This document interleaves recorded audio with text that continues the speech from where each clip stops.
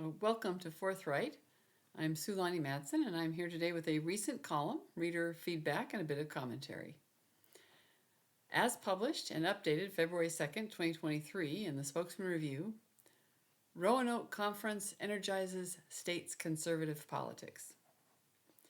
It was good to be back in Ocean Shores, Washington last weekend for the annual Roanoke Conference, a gathering of conservative political nerds, politicians, and pundits. Besides enjoying the Pacific Ocean views, there is always enough material for months of columns. A broad theme of transparency recurred throughout the various panels and breakout sessions on education, abortion, conservation and the environment, gun rights, communication, ranked choice voting, and the war in Ukraine.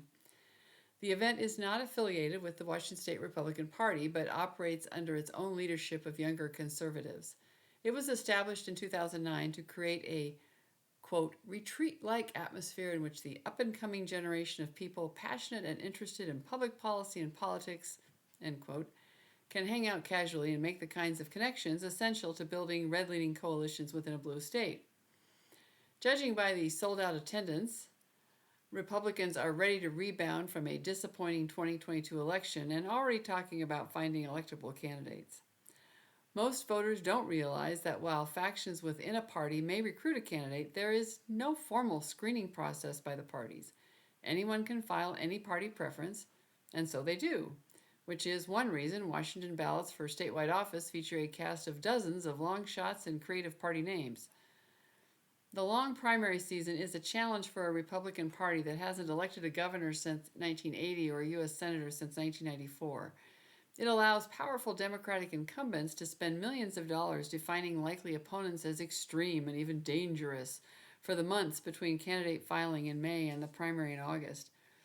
Major funding for challengers tends to be held back until after the primary. Former U.S. Senate candidate Tiffany Smiley was a recruited candidate with a compelling story of service to veterans. On a panel on election challenges, she described the frustration of having to hold on to funds for the general while the Murray campaign hit her hard and negative in June. According to an Axios report, the Senate race between Patty Murray and Republican Tiffany Smiley is now the most expensive congressional race in Washington history, with a total of over $32 million spent by or on behalf of Murray and $24 million supporting Smiley. For those eager candidates thinking of filing for statewide office in 2024, Smiley has some advice on getting started. I'm sorry, but if you can't raise $20 million, you don't have a chance.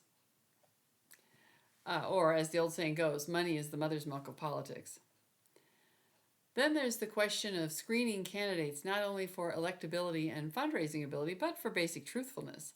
A simple resume check might have prevented the embarrassment to the Democratic Party when then-candidate and now newly elected Representative Clyde Shaver, a Democrat from Oak Harbor, was outed by his father as lying about his veteran status and a law license he didn't have.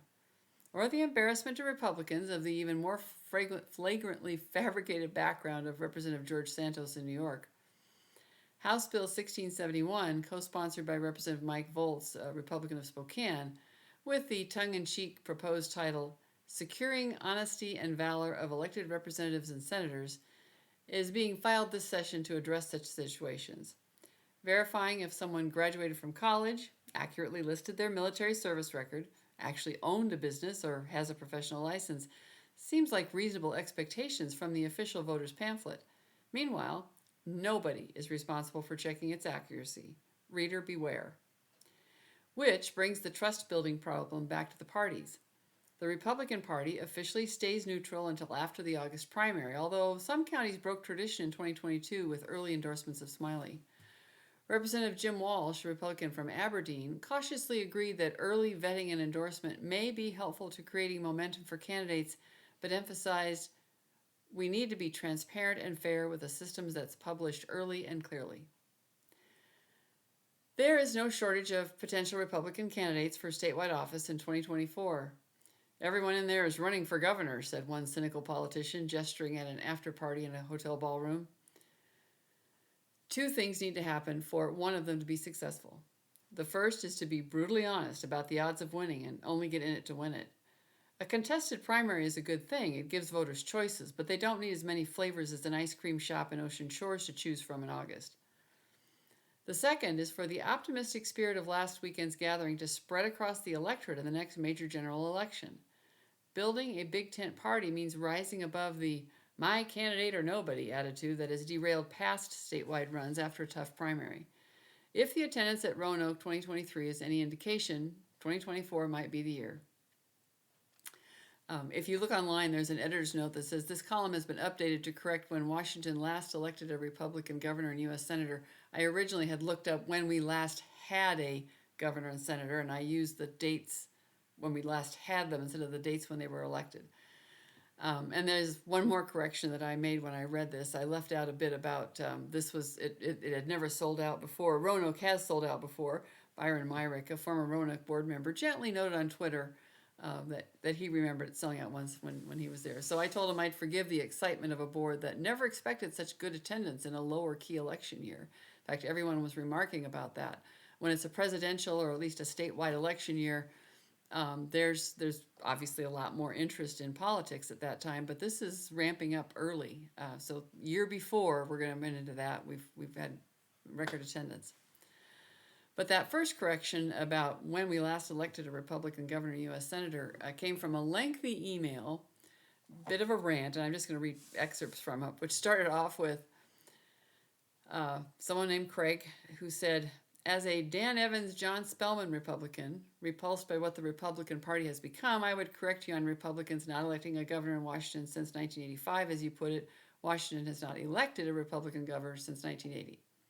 1985 was the year Spellman left office, largely due to attacks from the right wing weakening him, just as Jimmy Carter was weakened from attacks from his left. Booth Gardner won in 1984, defeating Spellman. And skipping ahead, Craig also mentioned, for example, Gregoire was essentially a moderate Republican in every policy approach who ran as a Democrat because the Republicans had damaged their brand and keep hurting it more.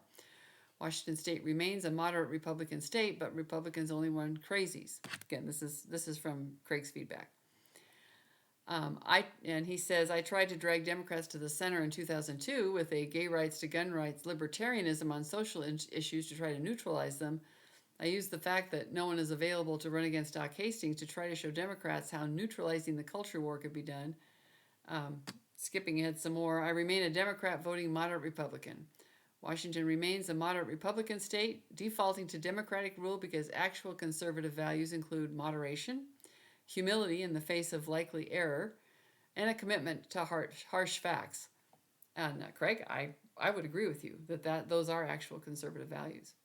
And Craig goes on to say, a winning Republican agenda would include restoring order, discipline, and achievement to all schools, not just letting the public sphere sink while fewer students benefit from private schools or voucher schools.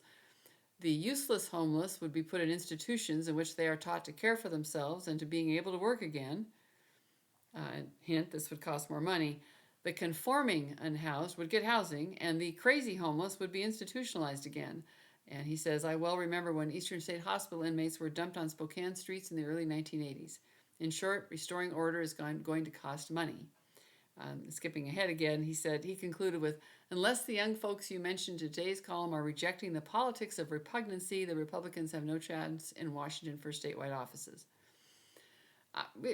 Quite a condemnation of the Republican Party. One of the things that I struggle with many people struggle with, I assume from the left as well, is how much do you come down on on your own team? How much criticism do you put against your own team, your own tribe? These were valid criticisms. Many of these subjects were discussed at Roanoke, and I responded to Craig tonight just before I wrote the script, saying, Craig, I didn't want you to think I hadn't read your entire composition with my original brief reply to the correction. It was really quite impressive for a man composing in haste, but I wanted to take care of the correction quickly and made a mental note to come back and respond thoughtfully to the rest. I do try to respond to all correspondence. So far, I've not been so overwhelmed I haven't gotten to them eventually. And I told him I generally agree with your assessment of the Washington electorate, and the challenge of reclaiming the Republican brand came up several times as an issue in panel discussions. However, in the corridor discussions, I heard from too many old friends from when I was Lincoln County chairman for the Washington State Republican Party who were privately worried about how local party structures have been taken over by single-minded activists. The challenge: there will never be a raging mob of moderates, or even of dedicated conservatives or progressives who see the realities of living in a society as diverse as America, and where it means looking for the 80% we can all agree on and finding livable compromises for the rest. I stepped out of partisan politics as a stipulation of taking the role as a columnist for the Spokesman Review, and as long as people like Craig and like-minded people stay out of the fray, I do fear nothing will change. Meanwhile, I'm watching the growth of political clubs operating parallel to the formal party structure as recognized under the RCW, and it'll be interesting to see if the state Republican Party, comes up with a workable system for vetting candidates. Its effectiveness will, of course, depend on who's controlling the WSRP. If I could get connections deep inside the Democratic Party, I'd sure like to know how they're facing into the lack of moderation in the current climate. Some interesting races coming up with the Seattle City Council that may tip the give us a little insight into that. Anyway, to Craig, I said my contacts among Democrats tend to be like you, disheartened by the direction of their party and stepping aside. Those are all some serious issues to consider. There is a brand issue. Democrats spend a lot of money making Republicans sound scary, and we just have to figure out. Republicans are going to have to figure out how to counter that. The biggest way to counter that is just one by one conversations. And so, if you are listening to this and you are a conservative, next time somebody says something that sounds outrageously progressive and you'd like to bring up another subject, say, I have a little different point of view on that. May I share it with you? See if they'll say yes. Maybe they'll listen. Let them know that you're not scary. So interestingly, I also received another email from an unexpected point of view from someone named John in Spokane, who said, thank you for your article today. I am a liberal Democrat, and very proudly so. I want my party to be victorious, but I believe that for democracy to work, it is vital that there be two parties that can respectfully engage in debate on issues on which they disagree. Respectfully, I would say that the GOP has been so completely far out to lunch in recent years that such debates cannot take place. An unfortunate consequence of this is that the Democratic Party's message has become diluted, with the more extreme elements capturing attention for badly conceived ideas and very poor messaging. If gatherings such as the one you attended can get the Republican Party to return to its focus on true conservative positions and abandon all of this QAnon, election denialism, and strange conspiracy theories, I'm all in favor of it. An example of a conservative Republican who I respect and admire, despite the fact that I might disagree with him on almost all issues, is State Senator Mike Padden. I know Mike through a mutual friend. Mike has very strong views that he defends, but his views are based on reality, not fantasy. Again, thanks for the article. So, John, thank you for those reflections. I'm not sure which party started moving outwards first or if it was simultaneous, but it is definitely a dysfunctional feedback loop as their actual institutional power of the party wanes. And one pundit I was listening to recently noted that our democracy does work better when the parties are stronger, and I think he made a good point. I'm rooting for the sensible people to take charge on both sides. To be able to know your views, know what they are rooted in, be able to defend them based on that reality, that's the key. That's the key going forward. It's one of the reasons that I volunteer with Braver Angels, which really gives people the skills to do that. Braver Angels is not about taking red plus blue equals purple. It's about helping people understand how to do what John here complimented Senator Patton on. Having strong views that we can defend and based on some objective reality, and then be able to search for things that we can't agree on. I had just finished the script when I had a reply back from Craig to my reply to him, and it seems like a good way to end this segment. He said, thank you for the longer response. Yes, a subscriber forever, and as another yes, a passionate moderate is hard to find. Granted, it is. There is a group trying to mobilize passionate moderates called Project 42 in the state of Washington. You might look that up if that suits you. Or just learn how to express your own definite opinion and express it in a way that others can hear it and understand it. So here's to encouraging more subscribers to local newspapers and to the passionate moderates stepping up to make the voice of their silent majority heard. And while you're thinking about subscriptions, consider supporting locally based online sources like Forthright.